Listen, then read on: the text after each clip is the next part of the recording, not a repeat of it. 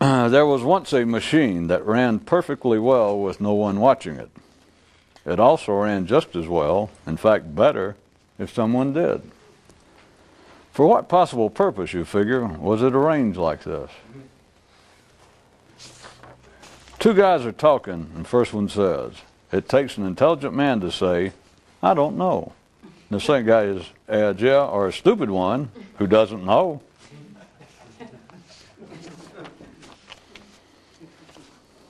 There's only one circumstance under which it is acceptable to feel bad, and that is when you feel bad due to physical causes. But moreover, if you don't think about your condition, how could you feel bad even under such conditions? And yet, quite ordinary, sane men continue to believe that they sometimes feel bad due to reasons strictly non-physical. And furthermore, interestingly enough, find this sort of out of sorts to be uniquely elusive to treatment as compared to mere physical maladies. And in noting this, I referred to it as interestingly enough, but what's even more interestingly enough is the fact that ordinary, sane people do not find this situation interesting. I'll post it later and you can read it. Or send me $12.95 and one man, I'm going to do it again. I know, and yet, quite ordinary, sane men, I'm going to read the whole thing over. There's only one circumstance under which it is acceptable to feel bad, and that is when you feel bad due to physical causes. But moreover, if you didn't think about your condition, how else could you feel bad even under such conditions? And yet, quite ordinary, sane men continue to believe that they sometimes feel bad due to reasons strictly non-physical. And furthermore, interestingly enough, find this sort of out of sorts to be uniquely elusive to treatment as compared to mere physical maladies. And in my noting this, when I referred to it as interestingly enough, but what's even more interestingly enough is the fact that ordinary sane people do not find the situation interesting. One man adopted an attitude toward his own pains and discomforts, if they were clearly and unambiguously physical in nature, such as arising from a broken leg. He had not mentioned the fact. And if his feeling bad had no such obvious basis, yet he felt some need to make note of it, he'd say something to himself like, "Oh, well, you poor old dear you. There, you little sweetums. Come let Mama kiss it and make it all better for you," and like that.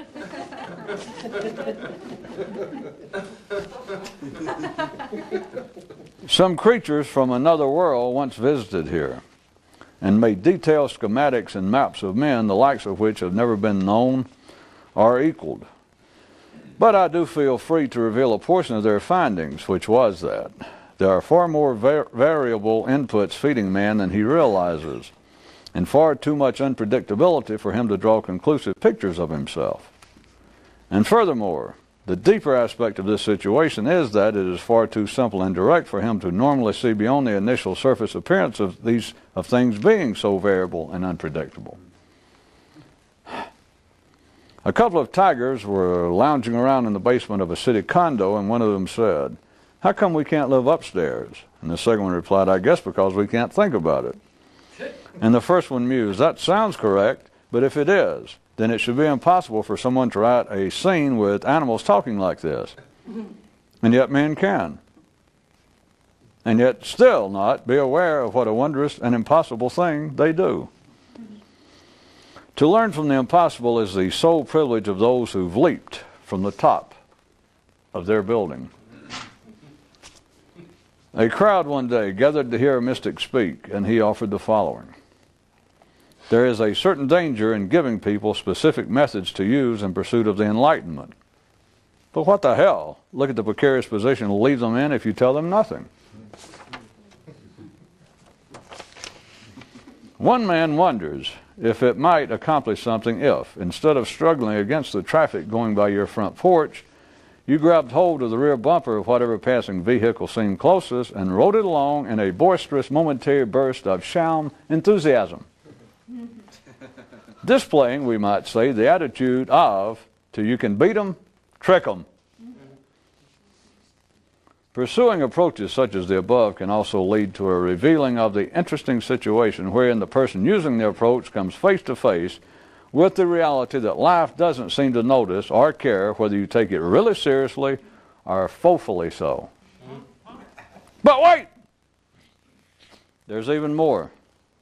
You further find that not only does your mind not care either, but it, in fact, if you're one of the few, enjoys the happy subversion.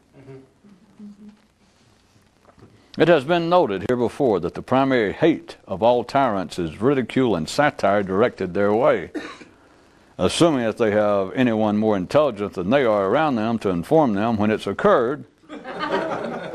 And in the instance of your own mental despot, who's there to advise him when you're making sport of him? No one.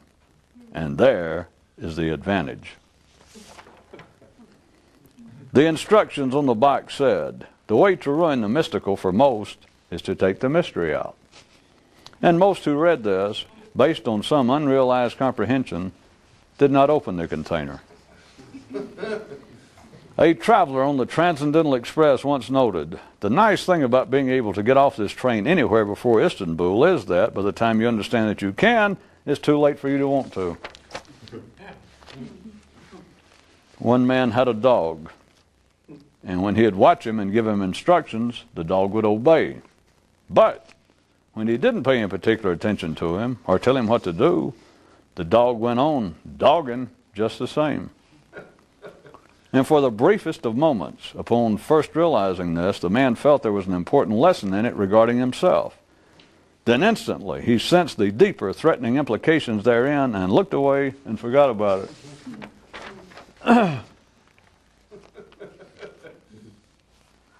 Another hint to feeling bad. It's easier in bed. In life, they put gold stars by your name for good school attendance. In death, you get them for having been dumb in life. A man wrote the math doctor and asked, doesn't anything count for anything? To which the doctor replied, you should have addressed this to someone in the philosophy, psychology, or theological departments or some other mushy area of pseudoscience, and not to a hard-nosed number bunny like myself. And P.S. Don't bother correcting my use of the word myself in the previous sentence. Leave that also to the kinds of twine ball brains who populate the English labs. And P.P.S. You don't think I'm overdoing this bit of objective man of science, do you? One guy decided to give his mind a name like a folk singer. He called it Ramblin' Jack Watson, for reasons too obvious to note.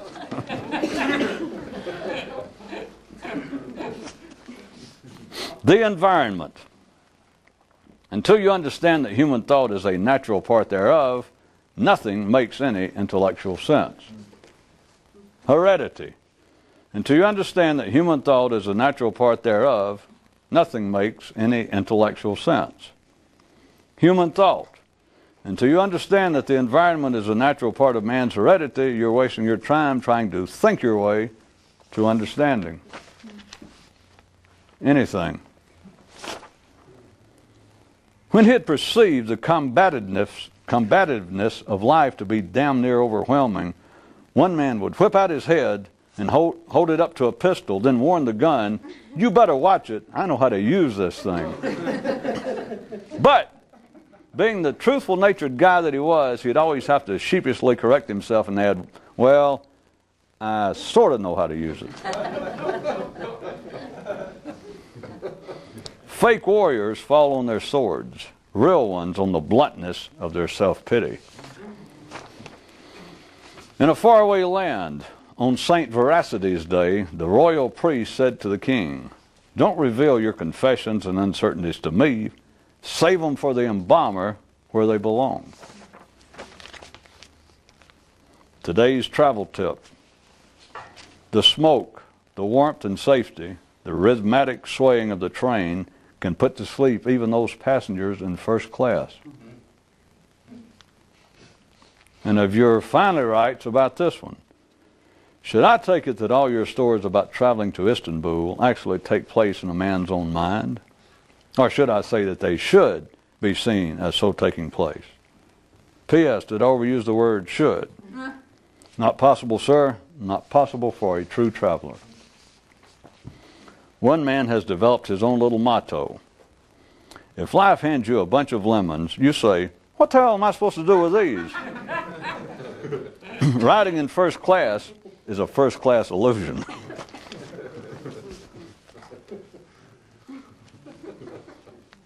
You can live in thought, and you can live in behavior. You can live in thought, or you can live in behavior.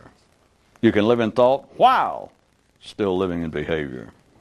And you can live in thought and ignore your living in behavior.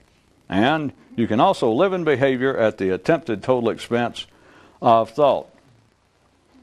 But no matter which of the possibilities might seem to apply to you at any given instance, they all do. Two elephants were stretched out in the basement of an apartment building, and the first one said, what do you want to do? And the second one replied, how can I want to do anything other than what I'm doing? And the first one had to tip his hat to the truth. One man says he suspects that a mystic may just be someone who lives too much in their mind, a notion that is hard to counter. One man lived at home. Sometimes he was aware of it, and sometimes not. Yet through it all, he lived at home. A man asked his consciousness, is that story about us?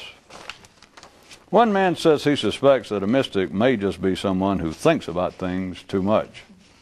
An idea difficult to challenge. For a while, one man had a kind of slogan regarding his mind, which was, don't bug me. But as he grew, it changed to, don't bug me with slogans. One man says he suspects that a mystic may just be someone who worries about life too much. A speculation tricky to disprove. Up in the Mystery Mountains, outside of one particular cave, was a sign that read, available now, laxatives for the mind. But no one ever stopped in. Everyone thought it a joke.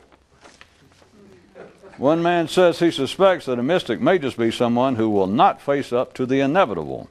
Either that, or else they have seen and accepted it. But how can an ordinary observer discern the difference? Theological update. The devil is not a busy man, but rather a serious one. That's all it takes to get the job done. The ordinary mind tells the ordinary man that he is an archetype. And the damnedest thing is, he believes it. Of all the red cars in traffic, how can each distinguish itself if not by becoming a critic of things crimson? Intellectual pride has to do with one thing only, stupidity. Recognizable humility likewise displays a single characteristic, stupidity.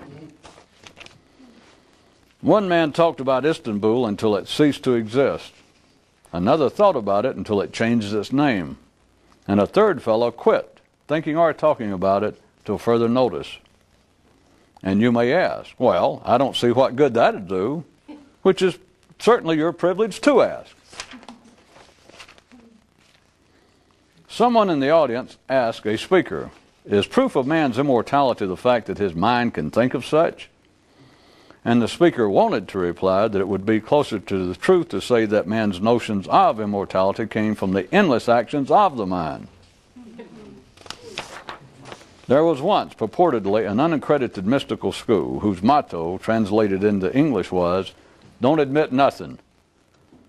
Fidelity to which precluded graduates from ever revealing their academic credentials, which perchance, come to think of it, may have been the intention. One day a man said to himself, I feel strange. Then went on to ponder whether he meant that he felt strange physically or in some other way.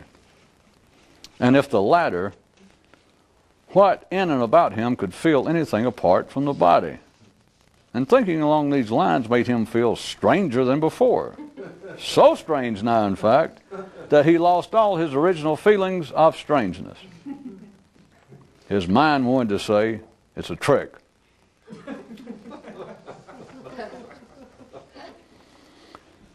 There's this one man who speculates that the difference between the more conscious and the ordinary is that when it comes to sneaky, shifty, disreputable tricks, the former are all in favor of them. One man died and dreamed he had swallowed Socrates. The speaker addressed the crowd. There can be no such thing, for instance, as a locomotive out there in the physical world until man conceives of a locomotive in here, in his mind. And someone in the throng spoke up. Then how can this jibe with man's belief in the existence of wisdom? There was a long silence while the speaker weighed what had been asked, and as he decided that no way in hell was he going to respond thereto. At one time, they considered televising a full coverage of the mystical games, but it was decided against based on the possibility that viewers might write in. A man came to the librarian and said, "If all ordinary thought is mere autobiography, then where would I find the nonfiction reference section, which the book guardian took to be an attempted joke?" There was once a ship that consisted of the ship itself along with the captain. And while the ship could exist without the captain could not exist without the ship. And while the ship didn't know this, neither did the captain. But the captain thought he did. Would you like me to repeat that? No way in hell. Once upon a time on one world, life decided to hide a certain thing from the creatures thereon. And since the thing was watery-like, life hid it in the ocean. Now for tonight's creation myth update and quiz. Which would have revealed the greatest degree of intelligence on Adam's part after hearing God's condemnation for his misstep? To have resigned himself to his fate and left the garden when told to do so? To have pleaded with God for understanding and forgiveness? Or to have pretended to be deaf?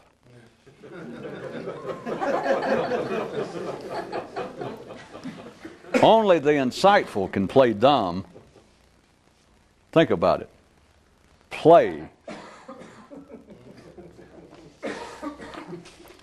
How to intensify an illness. Sleep on it. You can go ahead and start writing me now asking if this probably doesn't have to do with something other than physical ills and your waterbed. The marching band of one mystical school used as its signature theme a song entitled, "Things Always Look Worse Through Squinty Eyes." But they would never make written scores available, lest they be forced to reveal the spelling of the word "I" in the title. The plight of man re-examined. If you think, you never seem to measure up. The difference between an honorable knight and an honorable everyman. The latter will live, even threaten to die, for nothing, while the former will take any way out. There persist rumors of a group who once undertook the mystical quest, and after absolutely determining that it lay to the east of them, and after encountering the obstacles in that direction, changed their approach and began traveling west so as to slip up behind it. The danger in giving two-eyed creatures maps is that they will perceive only one direction to be the proper direction to a given location. Or, as the travel doctor likes to say, that's why life gave man a mind, so that he could have flats, get lost, and run in a ditch. You know, it's info like that that you just can't get from the AAA. Upon hearing the cliche, out of sight, out of mind, and on the chance that it might be true, one man began trying not to look at his thoughts.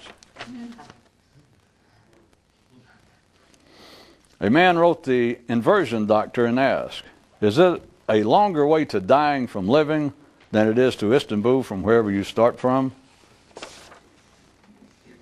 In the metaphorical history of the mystical, the distinction between the non-combative reflective way of a Buddha and the aggressive sword-to-your-throat jihad of a Muhammad is what I've been noting tonight regarding different ways to look at traffic. Self-loathing revisited.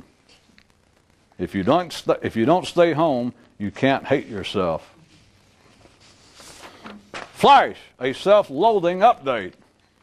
You can't hate yourself if you have no self. One man passed out and imagined he had Aristotle stuck between his two front teeth. Now for tonight's final health news and weirdness wrap-up. If you're alive and you think about it, you'll periodically feel weird about just being alive. Legend says that there was once a mystical order whose motto was, "Let's all laugh at the king." And in that they had absolutely no interest in things political. You go figure. The fight song of one mystical junior college was, "When you don't know which way to go, you still got to go." And finally, upon learning that he was dying, one man said, "Well, thank God. I was afraid I was just sick."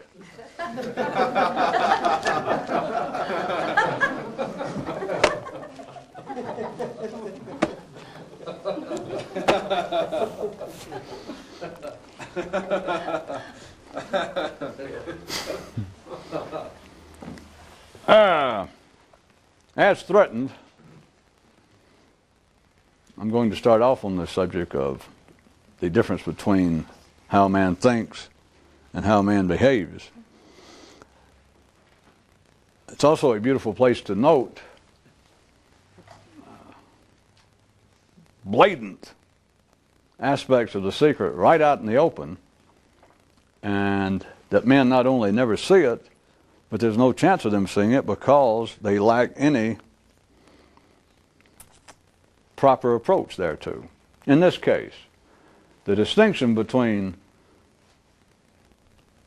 what men think and the way they behave never comes up except under three main conditions.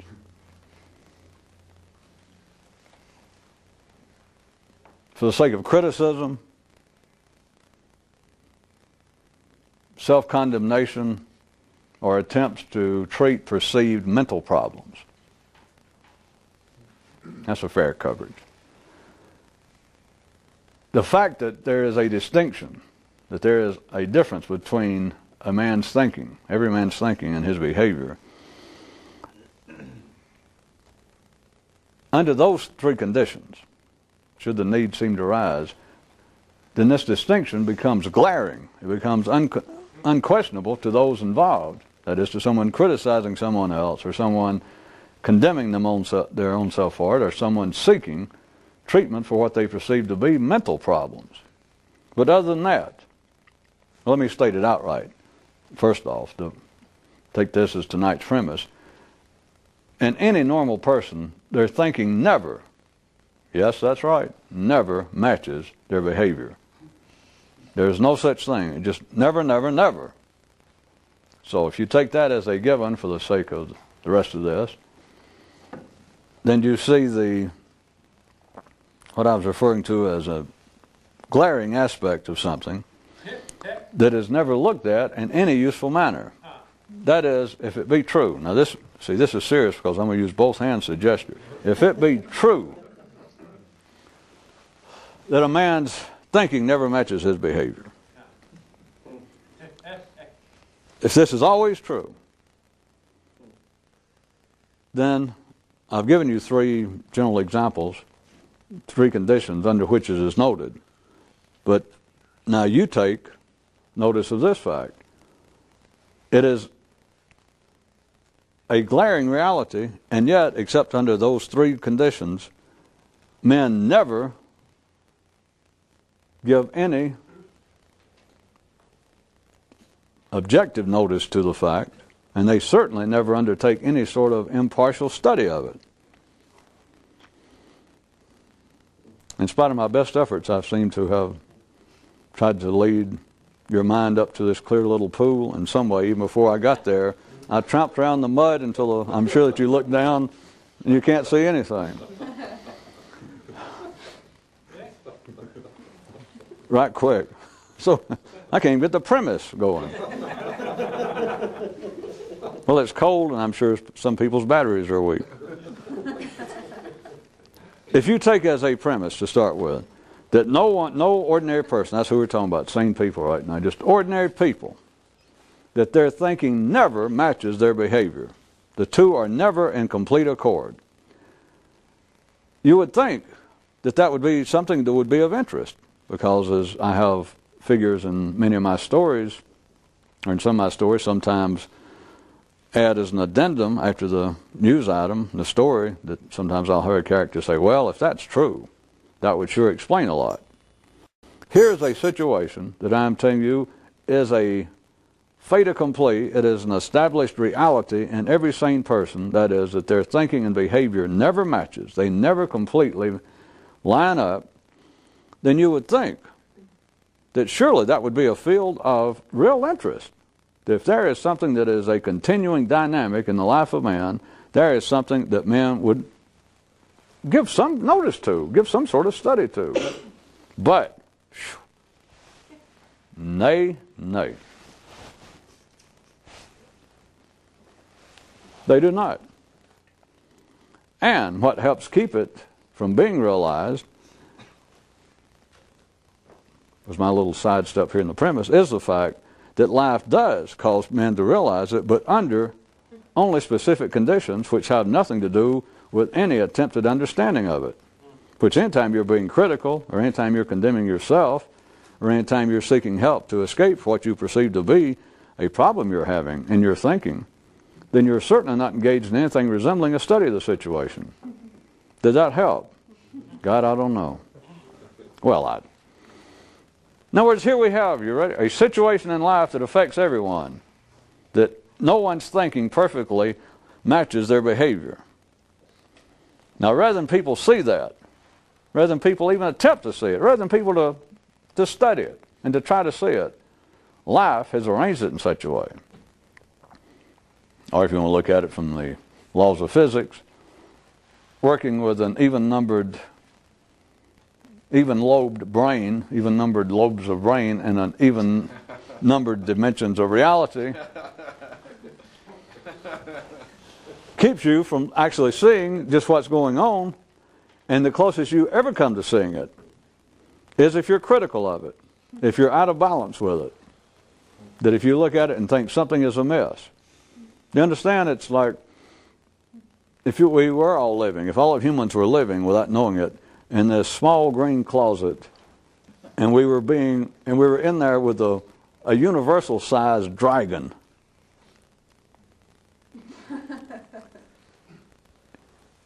There's one way that will prohibit you ever becoming aware that you're living there in this small enclosure with this humongous dragon. That is, if you can only see parts of it, and the parts you see you don't like. Instead of dragon, now if you would like to slip in the words, let's see, what would be a good synonym? How about life? How about being alive? You'll never understand what being alive is if you only see it bits at a time and you don't like the bits. And for those of you who are really in advanced transcendental science, I'll point this out. Anytime you only see parts of anything, perforce, you dislike it. So I actually use too many words and descriptions to say that it requires that you only see parts of it and not like the parts. Because anytime you only see parts of something, you are never fully satisfied with it. You always find fault with it. And with the ordinary mind, you never know why. It's just, well, this is not right. And the explanation you give is never a full explanation. It never satisfies totally. But here we have the situation that people never notice this, and it is the nature of man. It is the everyday proper dynamic to man. But now look what arises from this. The overall I've already given away is that you can't ever understand anything. But look at it in ways that seem to have a more immediate, practical impact. No one's thinking matches their behavior. Look what this gives rise to. For one thing, I'll put it simply to start with, crudely. It produces the hold that such things as religion, feelings of civic responsibility, feelings of guilt, they're all based on a form of guilt and condemnation, but it now has established that, and in such a degree that if you operate at the ordinary mental level, you are not immune from it. It doesn't matter when I say it should be obvious that religion, ordinary religion's hold, is absolutely established. And you do not have to be religious to feel it, because then it permeates over into civic feelings of morality, into feelings of how a humane person would act. Because if you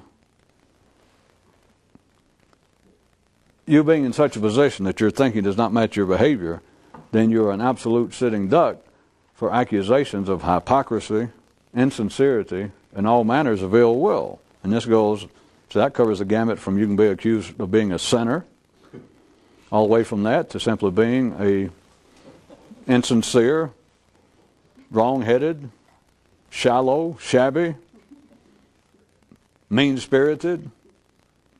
It goes all the way from the further extremes of the clerical to the secular. I was going to point out some distinction between feelings of guilt that seem to be imposed from without and then those feelings of self-condemnation that ordinary people think are inner motivated. But some of you should be getting good enough now to tell that a fish can't tell the difference between the water outside and the water in his lungs. Of course, you know. God forbid we should ever get as sharp as a fish. So take your choice, because it's really a waste of time for me to carry much further into what appears to be external examples. But suffice it that you, when I say you, I'm using it generically, you as an ordinary, sane, decent, sophisticated person, you are absolutely open to, there is no common defense, there is certainly no total defense against accusations of hypocrisy, ill will, insincerity, or stupidity, if they can't come up with any more, which is, no matter what you say, no matter who you are, no matter what you profess, your behavior cannot match it. Last program or two, just in passing to set this, I was trying to get to this, I did point out, if you can see it, in the life of man there is only one sort whose thinking, whose behavior comes anywhere close to matching his thinking. And those are people who are, by the ordinary, are adjudicated insane.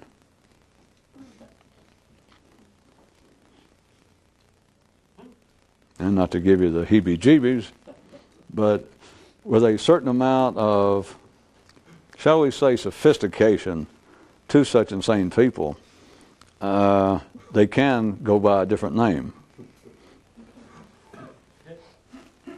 Political leaders, kings, tyrants, but all that's beyond the interest of a decent person. At any rate, think about it. Crazy people, their behavior will match. I mean, to take an extreme, if you go into an asylum somewhere, the classic old example of a guy who says, I am Napoleon. You go, well, you're not Napoleon. And you find out if he is really nuts, if you turn and you say, is he serious? And they go, well, ever since he's been here, since they brought him in, he swears he's Napoleon. Then you can count on this. He's going to go around, he's going to have torn out the buttons off his shirt so he can do what he thinks of the pictures of Napoleon. And he's probably, if he's too tall, he's probably begun to squat down. He will do everything. He'll continue to speak about Josephine and send out letters. His behavior will match it. In fact, if it begins to not match his behavior, the doctors and those around will say he's making progress. Maybe he's coming out of it. But other than that, no one's behavior matches their thinking. Back to a non-describable scientific approach, I will point out there is a kind of mathematics involved that does prohibit it. It's not a failure on man's part, but perhaps I should take 2 or 3 seconds to really simplify it. You do understand that without thinking, obviously by the logic of the sentence, if nothing else, there can be no such gap between thinking and behavior. That is, a lion. I threw in 2 stories tonight about the lions and the elephants laying around in the basement of a condo and talking.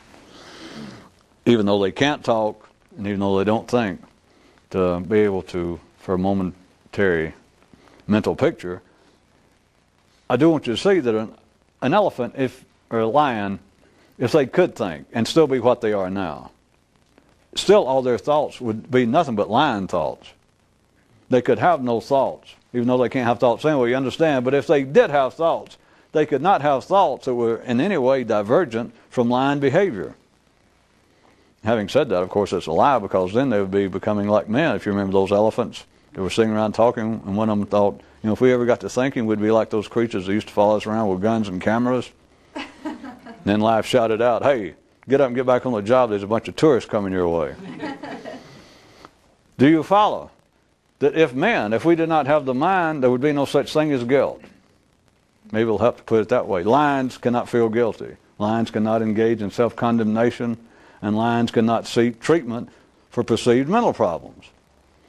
There can be no gap between a lion's inner life and its behavior, if it has an inner life.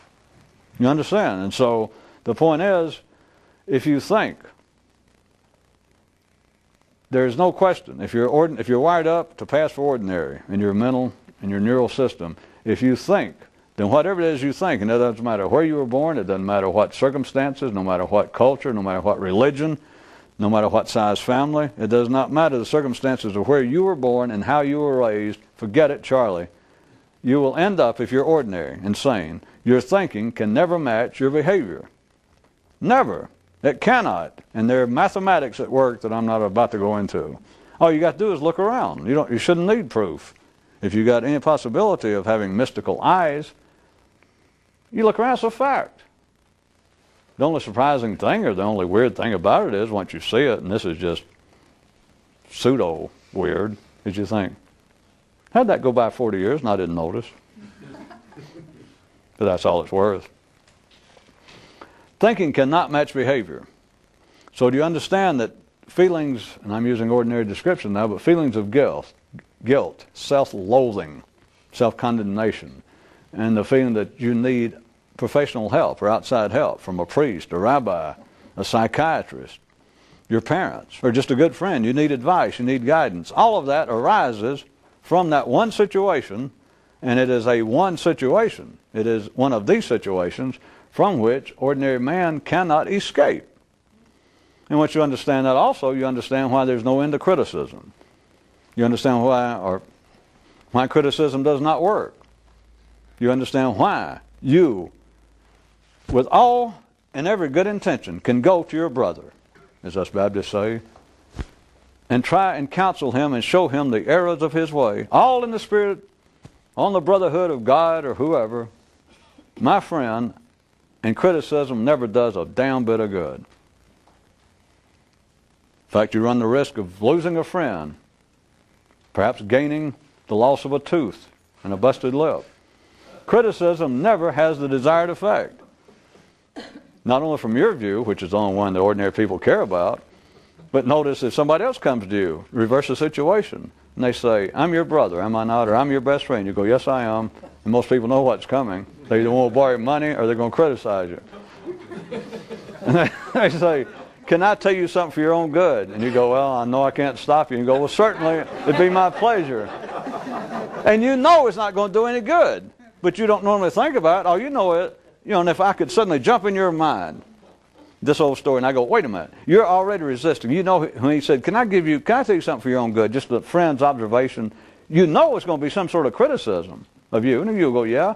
And I go, do you realize, are you aware of the fact your nervous system has already gone into the rejection mode? You're not going to accept it, and he is your best friend, right? And you go, yeah, he is.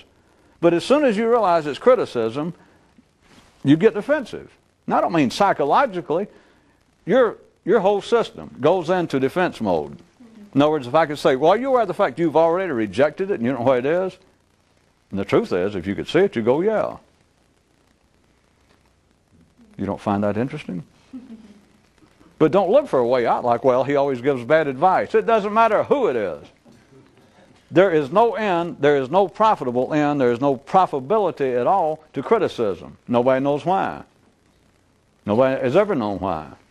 There is no beneficial ends to be had in self-condemnation.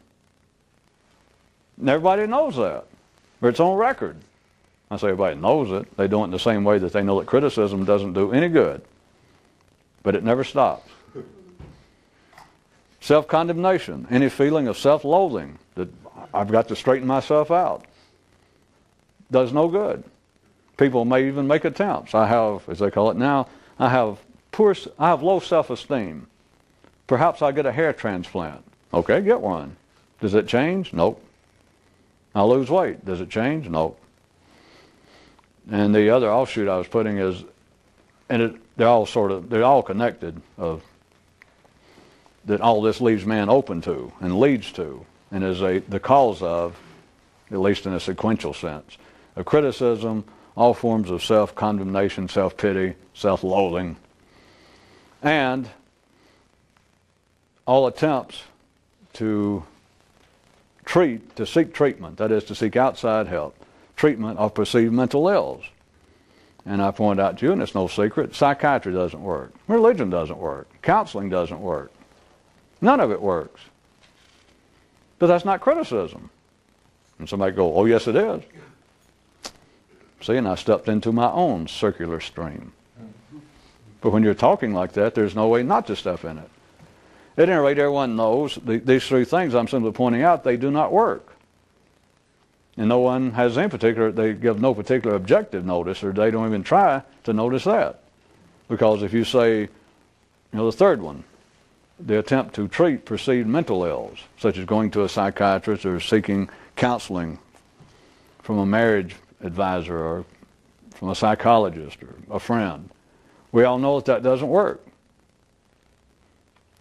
Now, once you point out that none of those three work, an ordinary mind could hear that and go, well, but you're just being critical of them. And so they got their way out. No one can ever notice what's going on as long as you have some complaint with what you perceive to be going on. It is a beautiful situation from one sense. If you begin to see it as very simple, and I can't even call it very complex, because when life operates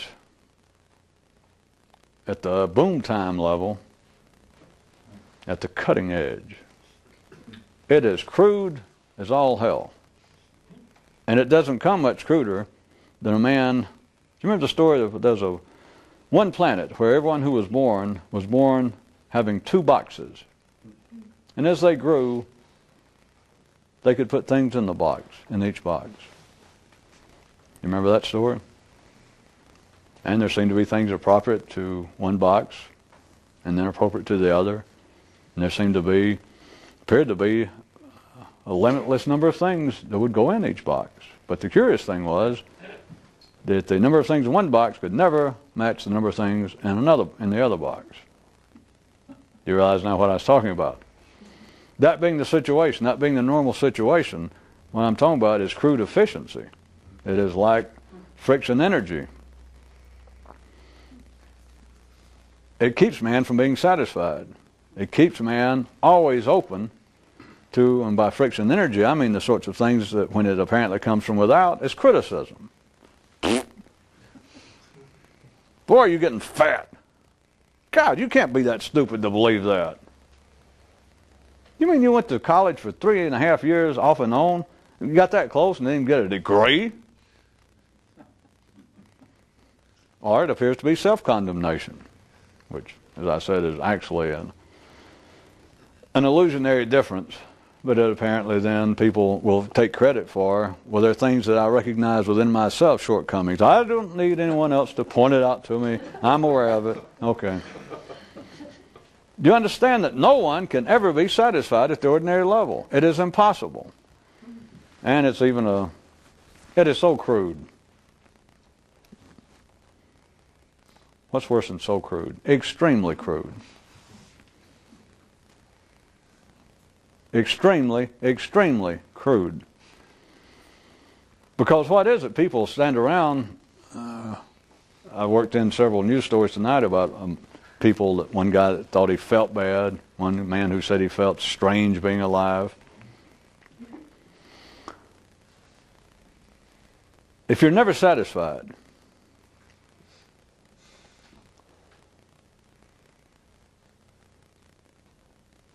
you're like somebody throwing, ants on a griddle. If you're never satisfied, you never stop.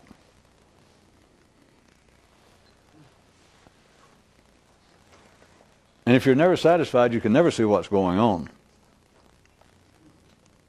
And if you don't know the basis of being unsatisfied, there's absolutely no chance. Are you spelling that by any chance Nochance? Yes. But No chance. That's correct. There's no chance of ever realizing what's going on, of ever getting free from it. Because you then attempt to cure one or the other. And I started to give you a test, but I'll go ahead and, I'll give it to you. Which, if you're going to try and cure, if everyone realizes without them knowing it, but they realize that there is a gap, there is a validity gap between their thinking and their behavior, what is it that most people, what is it that most people attempt to alter, to work on? Oh, I know, their behavior. You got it. Well, for one thing, it's real fleshy. You can see it. It may be hanging over your belt. It may be spilling foam over on your hand even as you drink. Behavior. Even without this kind of analyzation, what is it that people attempt to change? What is it that they believe normally does not measure up? Their behavior. There are, even at city level, there are some attempts at the other side. But notice, if I am giving you a fair description, which I am, that man is made up of two things, his thinking and behavior. That's the uneasy, not untoward description of man compared to every other creature on this planet. That he has not only his behavior, which everybody else has, but he has his thinking. And I pointed out, in an absolutely genuine manner, that the two never ever match if you're sane. Since they never match, no one is ever satisfied if they're sane and ordinary.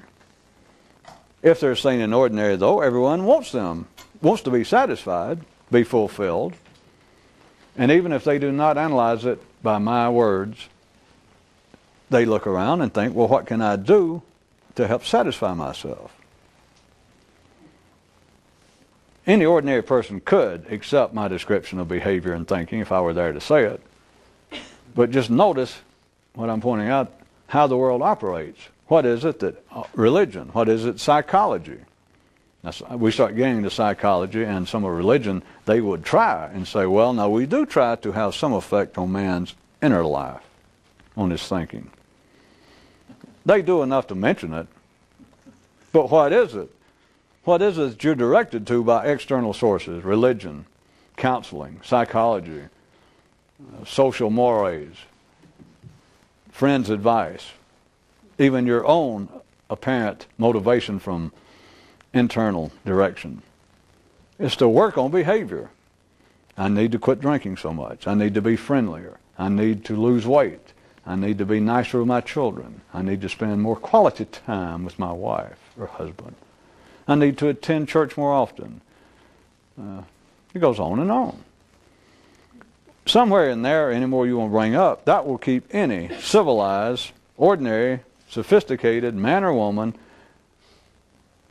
busy the rest of their life to whatever degree they believe that they're involved with attempts to improve themselves, to reach some degree of self-realization. They give almost no shift to thinking. It is their behavior that doesn't measure up. Again, I repeat, think about it a second, and it's no secret, people do not ponder it, they do not look at it in this manner. If you just ask an ordinary sane person, are you satisfied with life? They'd say no. And you go, well, are you making some effort to fulfill yourself, and et cetera? And they go, yes. And you say, what? And you know, or you should know, that in the high 90% of the time, it's going to be something having to do with their behavior. And they do not, no one ever considers, well, why do you find your behavior unacceptable in this particular area? I mean, what is the basis of it? Now, remember, I'm talking about a sane, civilized person. We're not saying that it's a mad killer. And he says, well, I think that my life might improve and I could spend a little more quiet time if I was not a serial killer and always on the run from the law and having to change my name. No. That is not a sane person. That is not an ordinary person. An ordinary person, though, you ask them, are you making some attempts? You know, they've already established their sanity. Part of the proof of their sanity is that they will freely admit, they will proclaim that they are not satisfied. And you say, well, then do I take it that you're making some efforts to reach some sort of self-realization, to satisfy yourself? And they go, well, certainly, I am. And you say, well, you know, what is it? And it'll turn out to be, most of the time, some attempt to alter their behavior. You understand? Then you ask them, you say, by the way, why did you decide to do this? Let's say that they decided that they do not spend enough time with their children. They decided that. And so now they're trying to rearrange their schedule. They're even, they've written notes to themselves. They bought a book, How to Spend More Time with Your Children. Well, hey, it costs $29.95. So the man, no, hey, it proves the sincerity of his, All right, if you're going to laugh, it was a $45 book. He traded it in.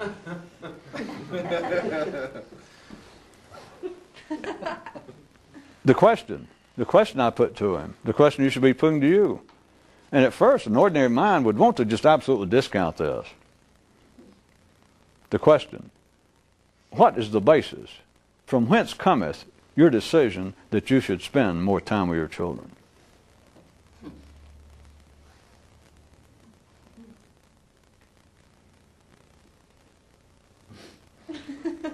Now, they would want to give you, if they would finally decide that, well, will you actually expect an answer?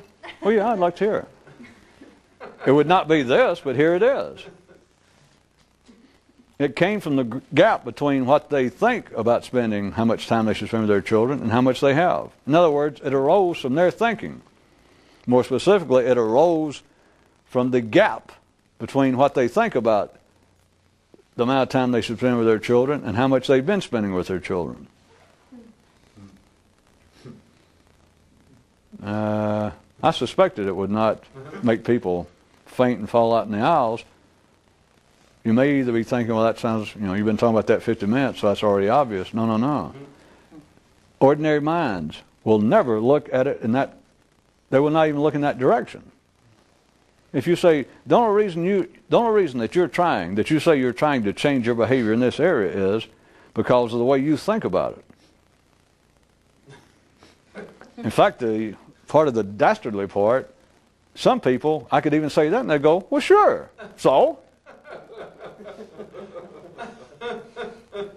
And it sounds as though, well, that's just even more proof that I'm doing the right thing. They missed it. I mean, I knew it, but they missed it again. But they missed it so deftly. It was almost like watching a ballet dancer dodge a 357 from 2 feet away. And yet they can do it.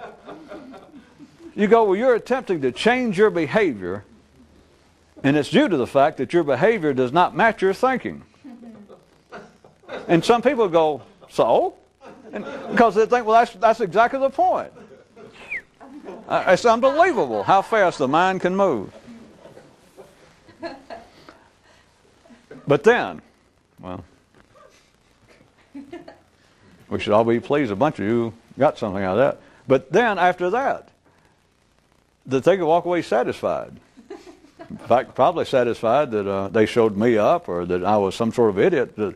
Why did I point that out when it's obvious that, yeah, I'm not doing what I think I should be doing, so I try to change. What the hell what are you talking about? And they walk off, almost feeling like, well, I showed him. They can walk off and then never give any thought to the fact that neither they nor any other human of which there's any record has ever accomplished that. That is, they have never changed their behavior and satisfied themselves.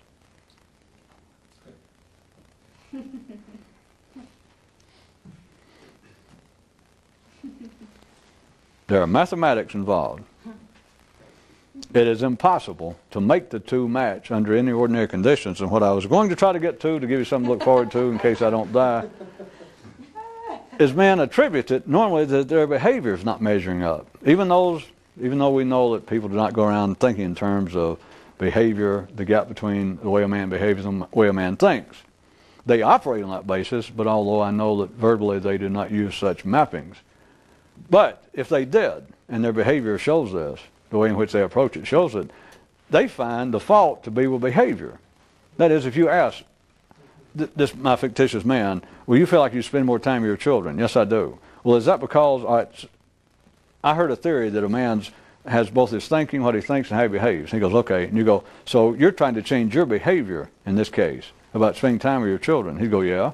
And I go, is there any chance that what you think about spending time with your behavior was wrong and it should be changed? No. Because I think I should spend more. I think I should spend more time with my children.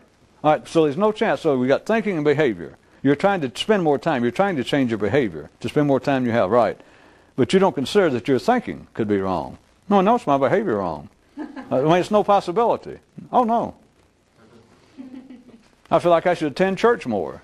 All right, so you're going to change your behavior, yeah. But you don't think, the reason you think you should attend, the reason that you're trying to change your behavior is you think you should attend church more. Well, yeah. But you don't, right? And so it's your behavior that's wrong, correct? And so that's what you're going to change. Well, yeah, what's the point? But you never consider maybe your thinking's wrong. How can your thinking be wrong? I mean, I should be attending church. I should be a better person. Haven't got a clue. Sitting right there, living, almost merging with this universal size green dragon inside of this mint-colored room, universe, and never know where those funny sounds and smells are coming from.